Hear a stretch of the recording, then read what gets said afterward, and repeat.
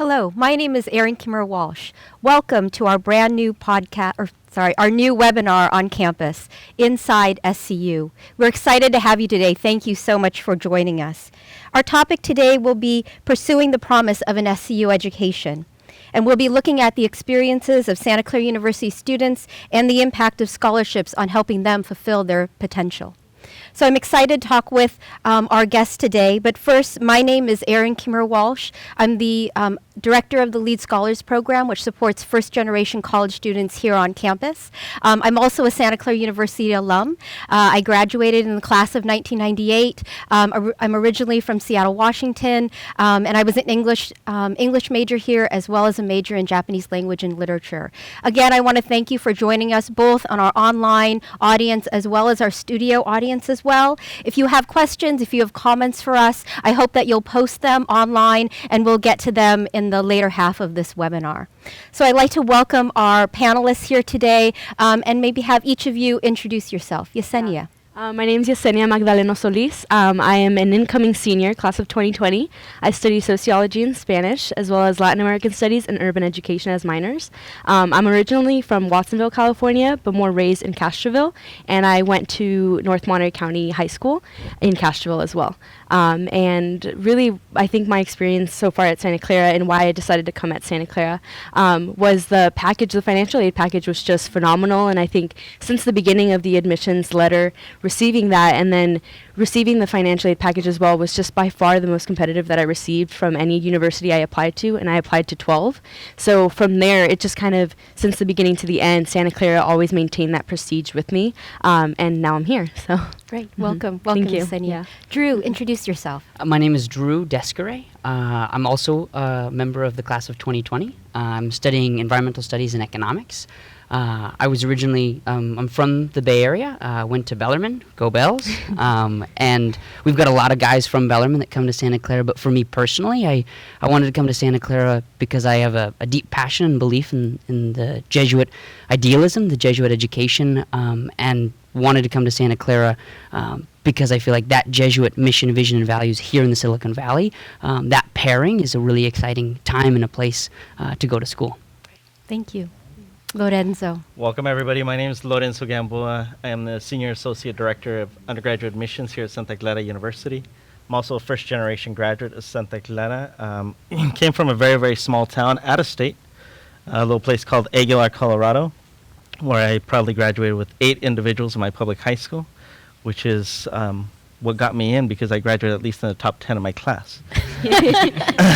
But got the opportunity to come out here because actually an angel stepped into my life, which is a Santa Clara alum, Daniel Callahan, who really opened the doors and opportunities and saw the value of probably opening up an opportunity for somebody like me who was never supposed to be here. So, Thank you. So Yesenia and Drew, I was wondering if you could just start out telling us a little bit about some of the transformative experiences that you've had here on campus. So Yesenia. For me, actually, it was before actually being on campus officially. And it was the week that I started orientation, but with LEAD. And the LEAD Scholars Program supports first-generation college students coming in their freshman year and also as transfers. And that's, I mean, I'm the first one to ever go to college from my family, extended family, and 4-year university as well. So in particular, that experience of my parents dropping me off to LEAD week and moving in, like that whole moment was very transformative for me, but also for my parents and my brother, who I think that was the moment when we realized, like, this is on your own, like, this is going to be your journey, and it starts now. And that was the most impactful, like, seeing my dad cry for the first time, really, and just seeing that be such a strong emotion, and knowing that there were a lot of LEAD scholars that had the same experience, and we just didn't want to look at each other when our eyes were all puffy and everything, but knowing that we had that support there and I was being left in another family. So Can you tell us just briefly about the LEAD Scholars Program and kind of what kinds of opportunities and support they've offered you? Yeah, so apart from just having this orientation for first-generation college students before we start Santa Clara, there's a lot that goes on during the year as well. And so one of the things that I was able to be a part of was LEAD classes, and one of them was more on like focusing on what career exploration I wanted for myself, and that is phenomenal for during the class schedule. It could be really busy, but really having a time to think about that and having mentors to really guide me through that. So apart from mentorships as well and scholarships, LEAD has helped me phenomenally in everything that I can imagine, from getting a new laptop when it broke mid-quarter to being able to study abroad in the fall this past year. So a lot. Yeah, so helping kind of from the beginning and kind of thinking beyond college as well. Wonderful. Oh, yes. Thank you.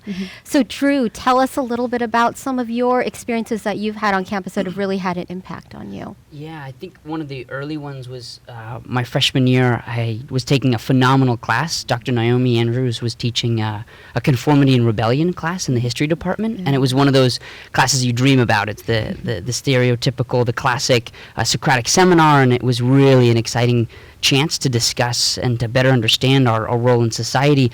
But I think part of what's characteristic of a Santa Clara education was that experience, I think, kind of reached its fullness 3 years later when I had a chance to I participated in a domestic immersion program. We traveled to West Virginia to try and better understand what was going on in the community there. That in West Virginia, a lot of the coal mining that helped build our nation is obviously leaving right now, that's not a very viable kind of production, very viable source of energy right now, both because of the jobs and because of the environmental impact. And that was something that we knew about, we'd read about, but it's very, very different.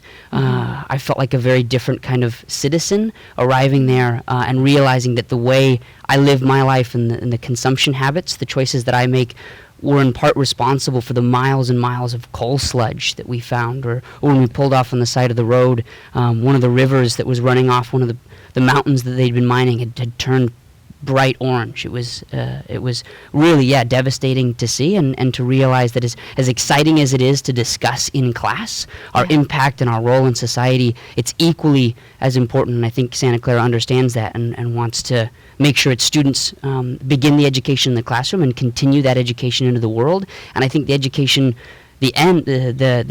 experience of a Jesuit institution ends long after we're gone, and that's something to be a part of. An educational program that's so much bigger than yourself is really exciting. Yeah, Drew, thank you so much. I know, one of the powerful things about a Santa Clara University education that I hear from our students, and I know that, Lorenzo probably and I experienced, is that connection between being in the classroom and then going out through community-based learning, through immersion programs, and seeing kind of the reality and how that connects to the knowledge that we're learning on campus. Lorenzo, one of the big challenges in higher education in general and at Santa Clara University is around this issue of access and affordability, right? How do we increase access for low-income and middle-class students? How do we make Santa Clara and other universities, higher ed in general, more affordable? And I was wondering what you see as an admissions counselor in terms of the challenges of recruiting, wonderful students like Drew and Yesenia. No, definitely. It is no secret that education has been getting a little bit expensive, to say the least. But what we've been trying to do is, as we launch ourselves into this national prominent category, is to make sure that it becomes accessible, that we can find those opportunities, to find the diamonds in the rough, to give them the access, the opportunities that they need.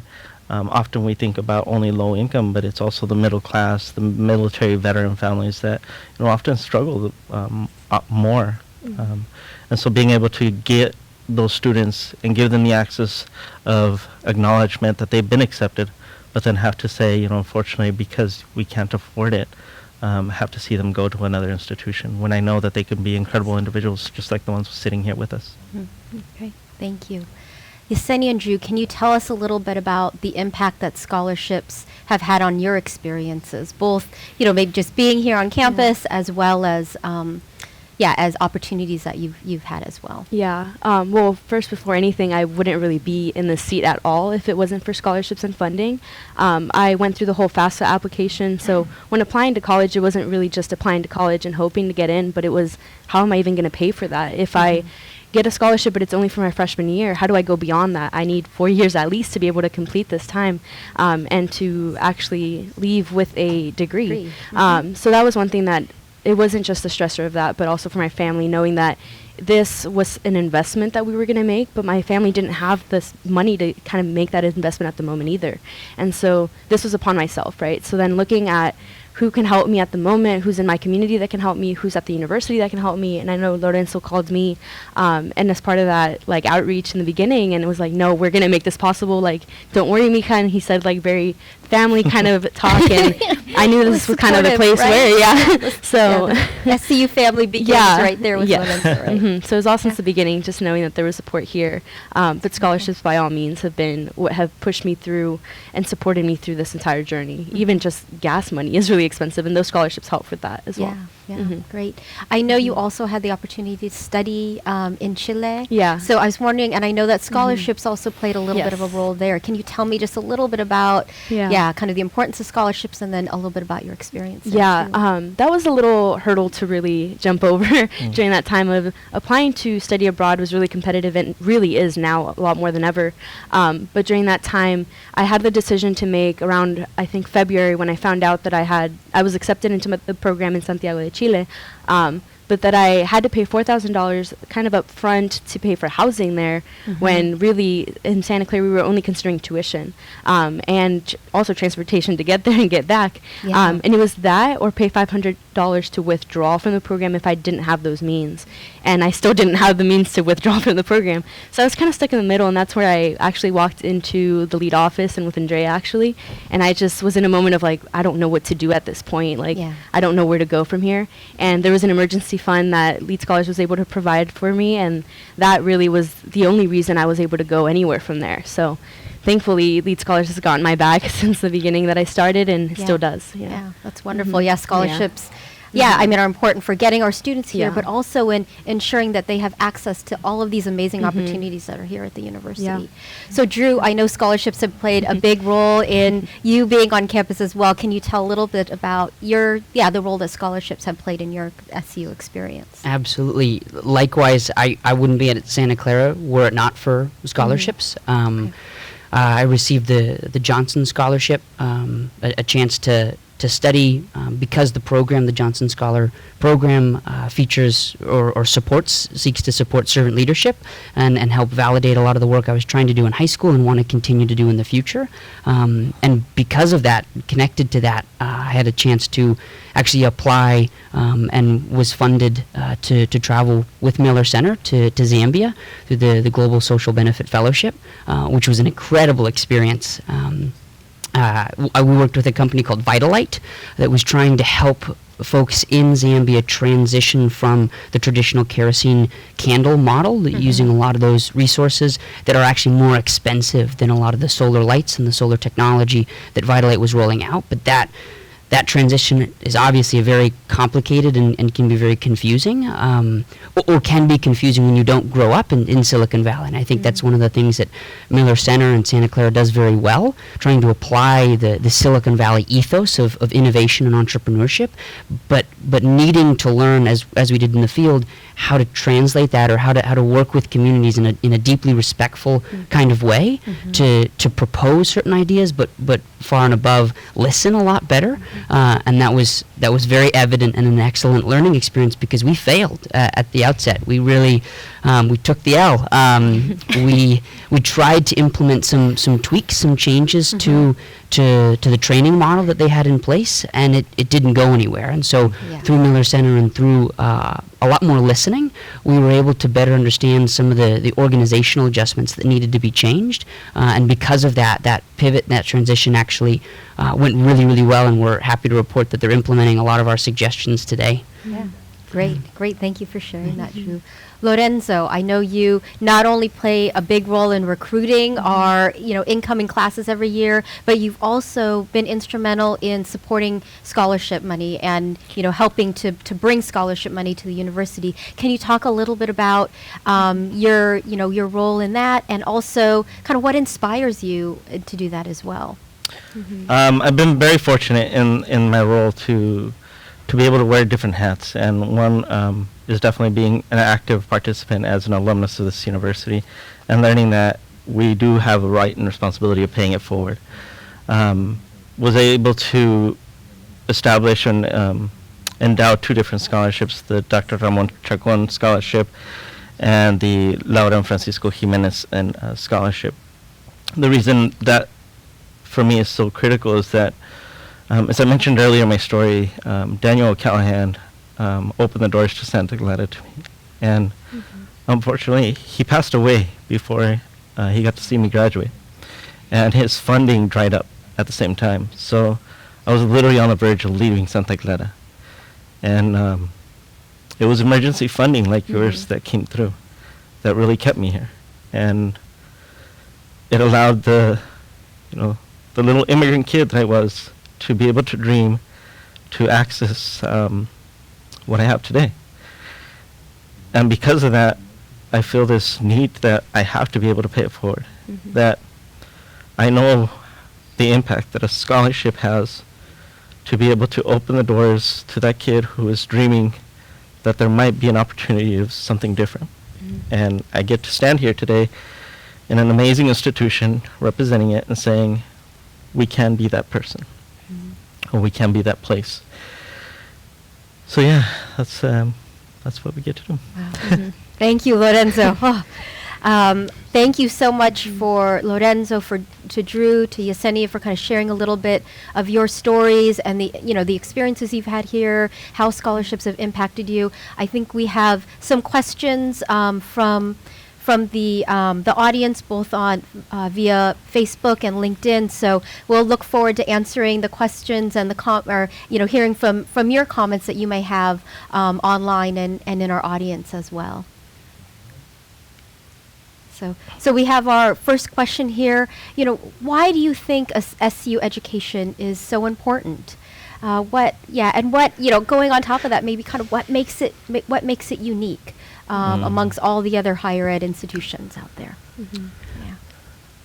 If I could jump in, Yeah. I really admire one of the previous presidents of Santa Clara once wrote that St. Ignatius was very intentional about putting the Jesuit University in an urban setting. That was a strategic move, because his belief was that a Jesuit institution should be obviously a place for learning, but also a place for influence. That working and connecting to the rest of the world requires a responsibility. It invites a certain kind of person to influence the world around them, and I think that's what's so exciting about going to Santa Clara, that idea that right now Silicon Valley is really defining our age of technology, and the hope that Santa Clara can help be influencers in that place, I think is really important. There's another Jesuit from El Salvador, Ignacio Ellacuría, who was martyred at the UCA, and he's very fond of saying that the center of every Jesuit institution should also be reality, and I think those two in combination, it's a very difficult balance to walk, especially in the Silicon Valley, and especially in this area of such speed and success and affluence. But I don't think it's anywhere more important than right here and right now, and I believe that Santa Clara can continue to live up to its Ignatian heritage and be the center of reality in the Silicon Valley. Yeah, great. Thank you for your comment on that, Drew. So this is a question for Lorenzo and myself. How have you seen campus change since you were a student here? So I don't know. Do you have any thoughts, Lorenzo? How has campus changed? I graduated even earlier than you. It's been really, really exciting to see not only the landscape of the institution develop and change, but just the attraction that it's having nationally, internationally, and being able to see the individuals that are walking the stage. I mean, I know that people who've graduated with me have done remarkable things. People that are graduating right now are doing incredible things. And just to see how much it still has to grow, despite that we are the oldest institution in the state of California, the legacy carries forward. I think for us, what I really enjoy, though, is that the values that each person that walks the stage hasn't changed. And that's the thing that we hope will never change. So. Thank you.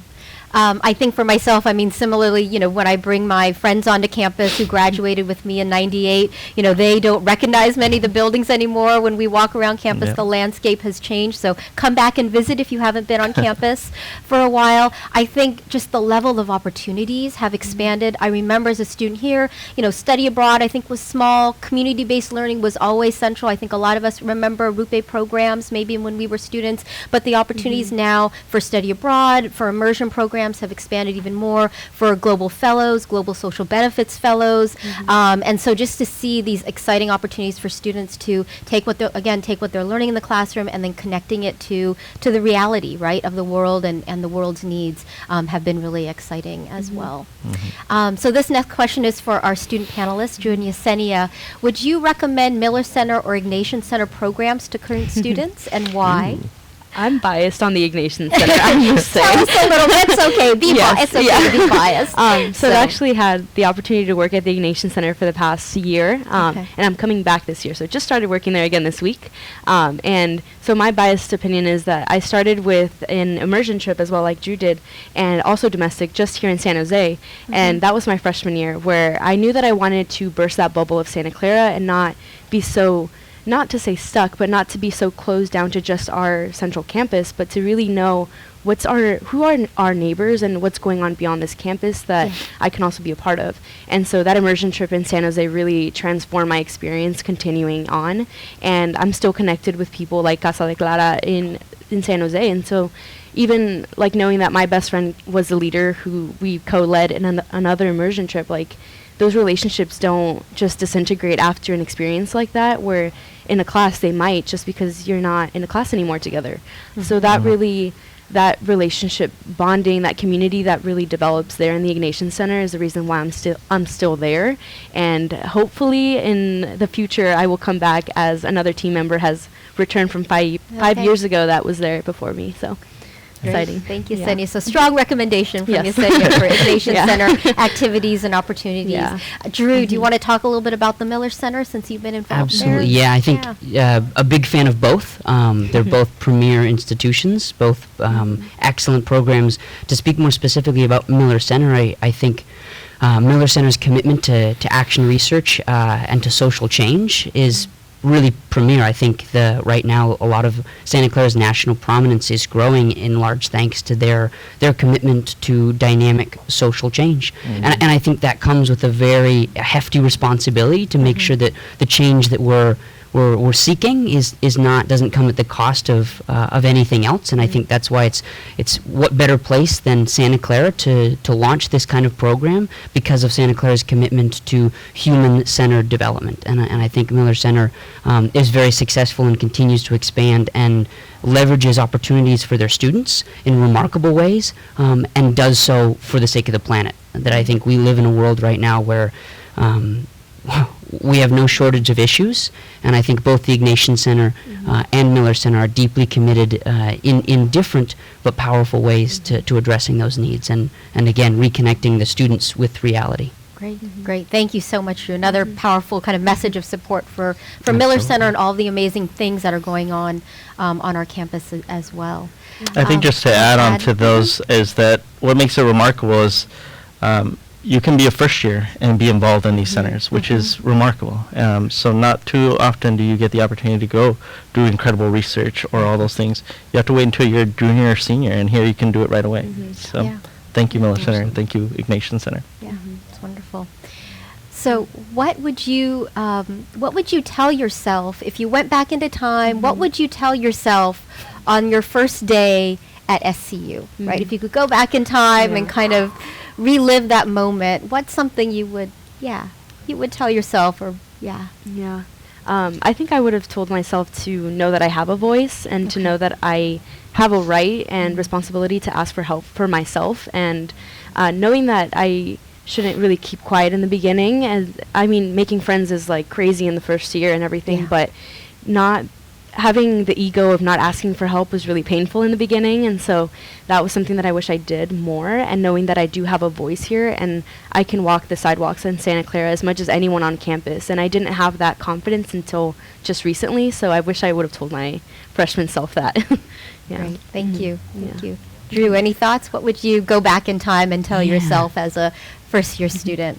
I think in a similar kind of way, there was a lot of, I think, insecurity about place and community and purpose, and I think I would love to go back to my much shorter self and say this is the right place, and that conviction, that kind of confidence, I think would have helped because Santa Clara, again, this amazing epicenter of Silicon Valley and Jesuit values, is one of the best places in the world to help you develop, right? That we have all the opportunities to go out and influence the world, thanks to our professional development, but in a very, very personal kind of way, in a very Jesuit kind of way, that you develop the whole person for the whole planet, and knowing that and living that into that reality, I think it's something I continue to try to do, and I'd remind myself if I could. Yeah.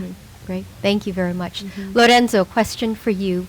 What is the benefit of expanding access and affordability at SCU? So how does that benefit us as an institution? I think it brings us to the center core values of Jesuit education, which is making sure that there's access and affordability for anybody and everybody who's here. Without that, then, the who's who is the only ones who's going to get access.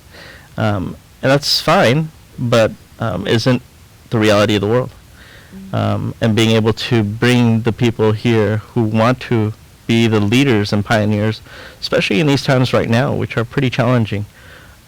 We need to be able to embrace anybody and everybody.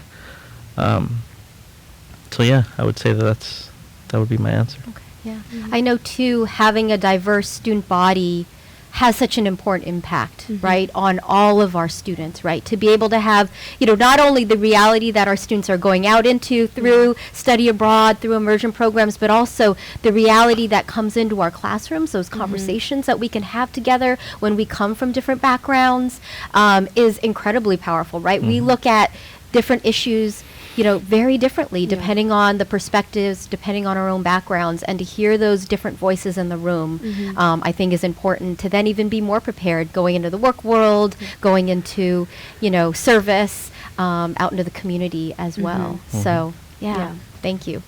I'm sorry, if I could course. throw in one of my of favorite course. lines from Father Greg Boyle. He likes to talk about one of the lines that really stays with me is it's not so much what you stand for, but it's where you stand.